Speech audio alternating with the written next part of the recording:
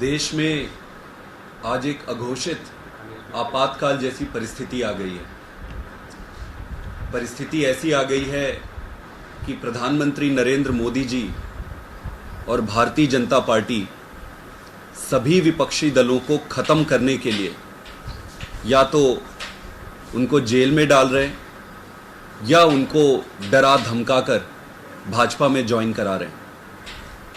इसमें जो जो भारतीय जनता पार्टी में ज्वाइन करते जा रहे हैं उनको तो वो क्लीन चिट देते जा रहे हैं और जो भी उनकी इस तानाशाही का विरोध कर रहे हैं उनके साथ वो अन्याय, अत्याचार और उनको गिरफ्तार करते जा रहे हैं।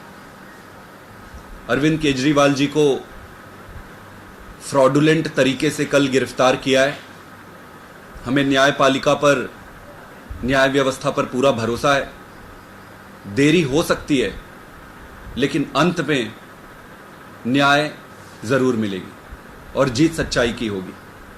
हमने शांतिपूर्ण तरीके से पूरे देश में आज भारतीय जनता पार्टी के खिलाफ विरोध प्रदर्शन के लिए कॉल दिया था।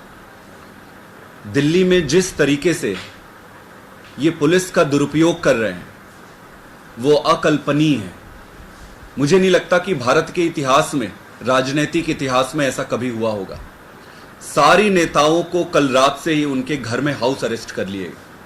सुबह सुबह जो अपने घर से आम आदमी पार्टी ऑफिस के लिए निकल रहे थे उनको गिरफ्तार कर लिए।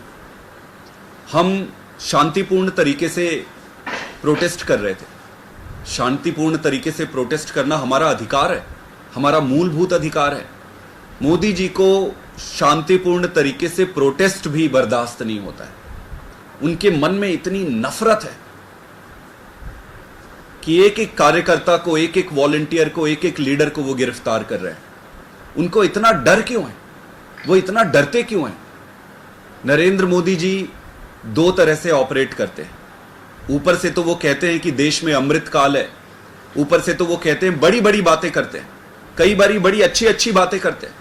लोगों को लगेगा कि यार ये तो कितनी अच्छी बात कर रहे हैं देश के लिए। लेकिन अगर उनके कामों और कारगुजारियों को आप देखेंगे तो आपको पता चल जाएगा कि उनकी सारी भाषा, सारी बोली वो दिखावे के लिए एक छद्म है, झूठा है, फर्जी है। और सच्चाई क्या है? सच्चाई उनके काम है जो वो कर रहे हैं।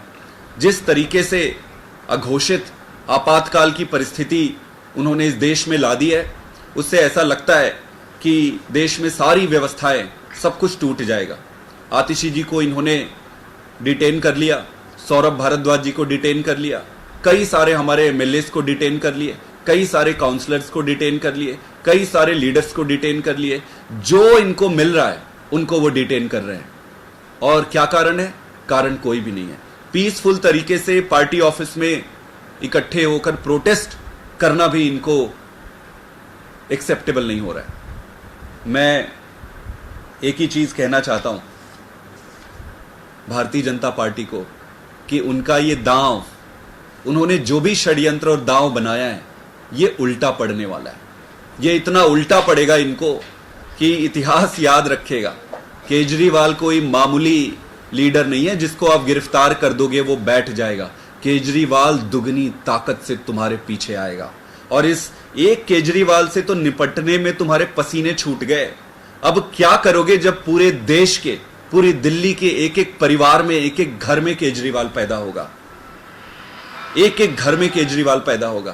केजरीवाल जी ने दिल्ली की जनता के लिए, हर परिवार को सुखी बनाने के लिए खूब काम किए, दिन रात काम किए, एक एक परिवार की खुशी की व्यवस्था करी, उनके परिवार को खुश रखने के लिए अपना सब कुछ दांव पे न्यौछावर कर दिया।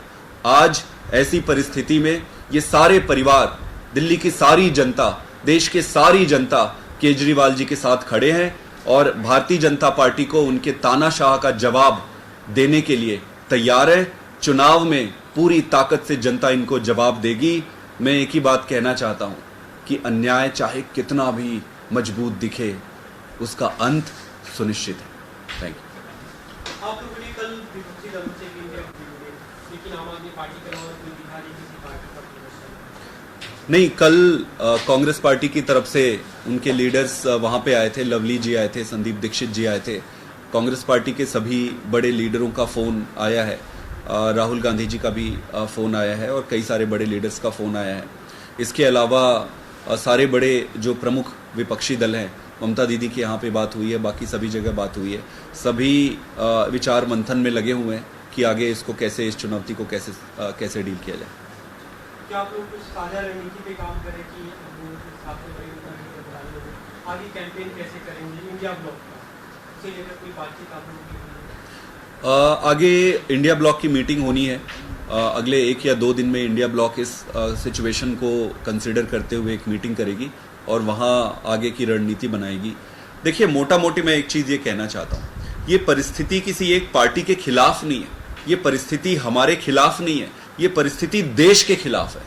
तो ये सिर्फ हमारी जिम्मेदारी नहीं है अब इस परिस्थिति से निपटने का, देश की जनता की अब जिम्मेदारी है कि ऐसी परिस्थिति में इस अघोषित आपातकाल से कैसे बाहर निकला जाए।